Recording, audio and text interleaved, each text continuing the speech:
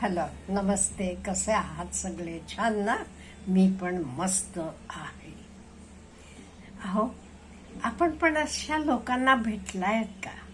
अहो, माझं जीवन म्हणजे नरक बनलाय, नको इथून मला बाहेर पडायचं आहे, काय करू असं म्हणतात. नक्की भेटलाय का? तुम्हाला पण वाटते कधीतरी? असं वाटत असलं तर ह्या नरकातनं कसं बाहेर पडायचं ह्याच्यासाठी मी तुम्हाला एक अगदी सोपा मार्ग दाखवणार आहे. हो, अहो, स्वर्ग नरक सगळं इथे आहे. कुठेही आपल्यात म्हटलं जाते का नाही, मेल्यानंतर स्वर्गात जाणं, नरकात जाणं नाही. आपण इथे राहतो, इथेच आपण स्वर्ग किंवा नरक हे दोन्ही इथे आहे. मग हे आपण कसं ओळखायचं? आपले आजूबाजूला कशी लोक असतात हे बघा. काही लोक असतात, तुम्हाला भेटली की ते काय विचारणार? हो, मुलाचं लग्न कधी? किंवा तुम्ही लग्नाचे असाल तर लग्न नाही अजूनही जमलं, लग्न कधी जमणार? नोकरी नाही लागली, नोकरी लागली असली तर पगार किती आहे? तुम्ही एवढंच होय, माझे भाच्याला का नाही एवढा पगार आहे, अमुक आहे.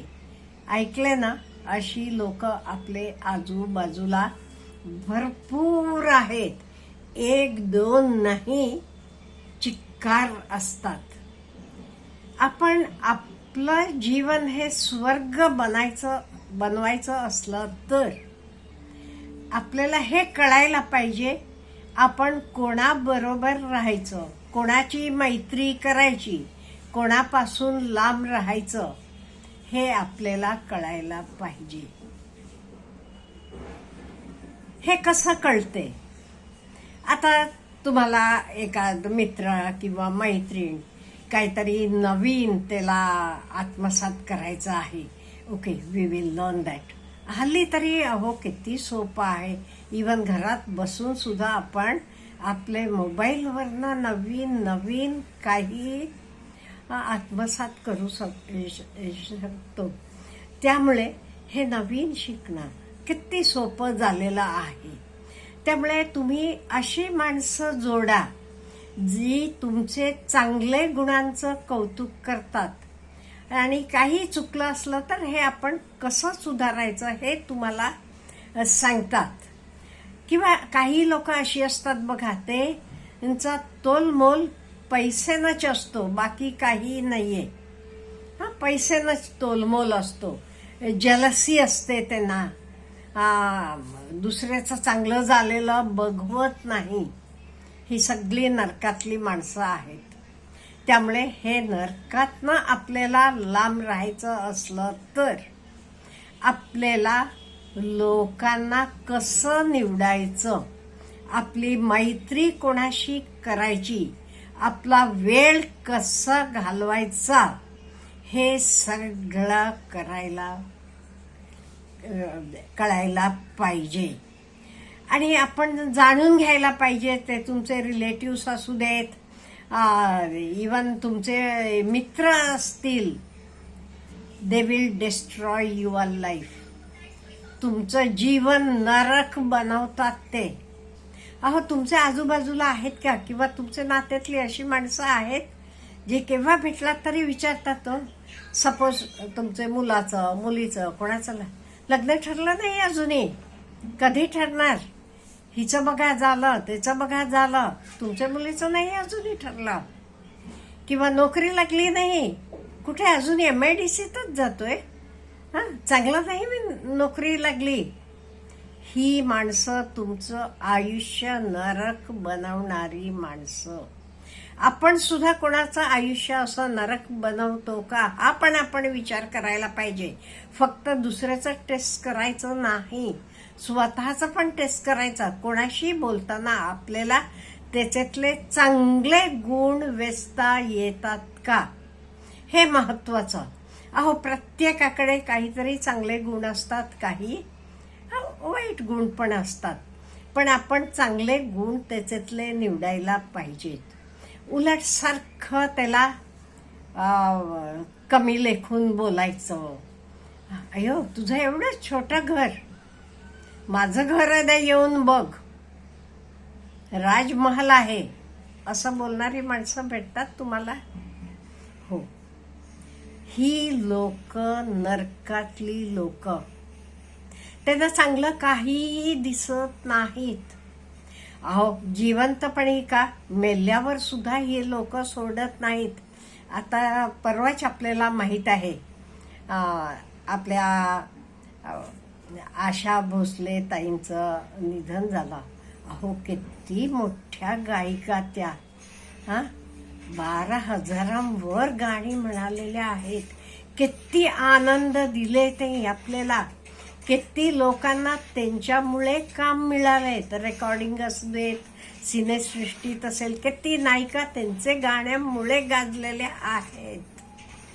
पुढे त्यांचे कॅसेट विक्रीत असेल, किती लोकांना ते केलेलं आहे. आणि तरी म्हणतात ते समाजासाठी काय केलं. आता असं म्हणणाऱ्या लोकांनी तेही काय केलं हे विचारायला पाहिजे. ही बघा, ही लोक नरकातली लोक, हा नरक आहे. त्यांना कोणाचंही चांगलं दिसत नाहीत.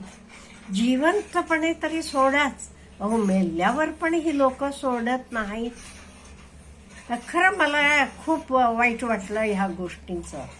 त्यामुळे आपण आपल्याला कोण पाहिजे, तर तुमचे रिलेटिव्स असतील, फ्रेंड्स असतील, कोणी असू दे, ही माणसं निवडायला आपल्याला कळायला पाहिजे. आपण चांगल्या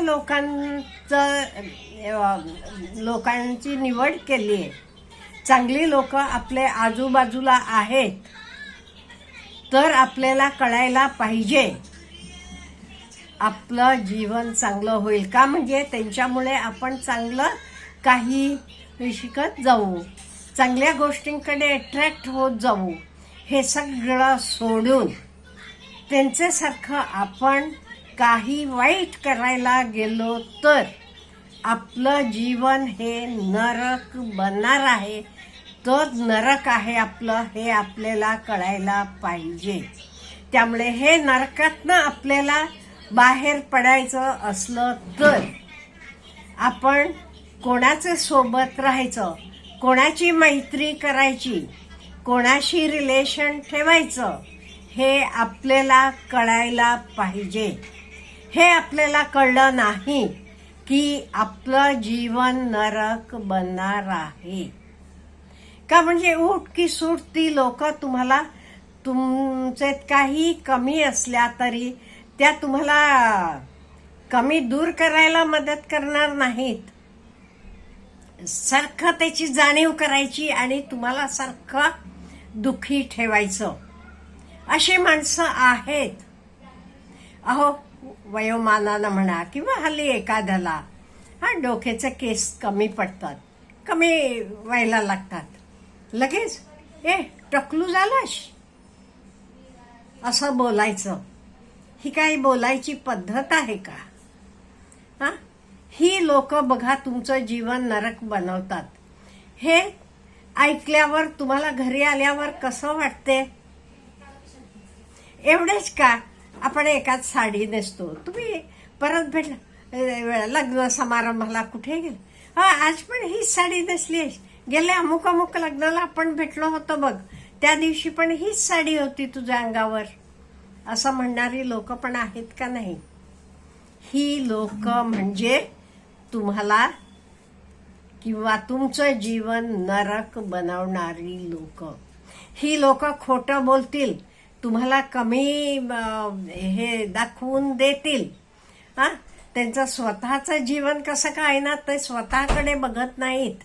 ते दुसऱ्याला कुठे कमी पाडायचं, दुसऱ्याला कुठे कमी दाखवायचं, हे त्यांच्याकडे असते. स्वतःकडे लक्ष नाहीत.